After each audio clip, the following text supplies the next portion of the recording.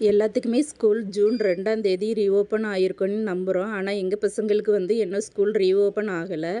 June 5ஆம் தேதி தான் எங்கள் பசங்களுக்கு ரீஓப்பன் ஆகுது. அதாவது நாளைக்கு தான். ஒரு வாரத்துக்கு முன்னாடியே நோட்டு, புக்கு எல்லாமே வாங்கியாச்சு. ஆனால் இப்போ தான் புக்குக்கு எல்லாத்துக்குமே அட்டை போட்டுட்ருக்கோம்.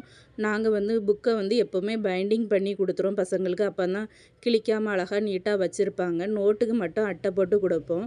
அட்டைலாம் முன்னாடி போட தெரியாட்டா எங்கள் அண்ணன்ட்ட கொண்டு கொடுப்பேன். நான் படிக்கும் போதெல்லாம் எங்கள் அண்ணன் 2 பேருமே 2 பக்கத்தில் உட்கார வச்சு இப்படி போடு அப்படி போடுன்னு மண்டையில் 4 கொட்டு கொட்டி அட்டை போடைக்கு சொல்லி தருவாங்க. ஆனால் நம்ம பசங்களுக்கு அப்படியா சொல்லிக் கொடுக்கணும். நம்ம பசங்களை நம்ம செல்லமாக வளர்த்ததுனால அடியும் கிடையாது, உதையும் கிடையாது. உட்கார வச்சு நீட்டாக நம்ம தான் போட்டு எடுத்து கொடுக்குறோம்.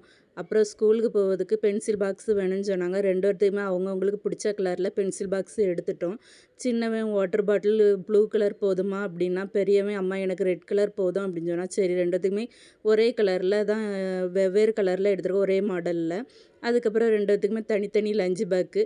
பெரியவன் எனக்கு ப்ளூ கலர் வேணுமான்னா, சின்னவன் இந்த ஆஷ் கலரில் பிக்சர் போட்ட பேக்கு போதுமான்னா, அப்புறம் ஆளுக்கு ஒவ்வொரு ஸ்கூலுக்கு போவதுக்கு பேக்கும் வாங்கியாச்சு. நாளைக்கு இதுக்குள்ளே தான் எல்லா புக்கும் வச்சு கொண்டு போகிறாங்க. எப்படி நாளைக்கு ரெடியாகி போகிறாங்கன்னு எனக்கு தெரியல. நம்ம தான் நாளைக்கு காலையில் கொஞ்சம் ஏர்லியராக எந்திரிச்சு ரெடி பண்ணி விடணும்னு நினைக்கிறேன். பாய்ங்க.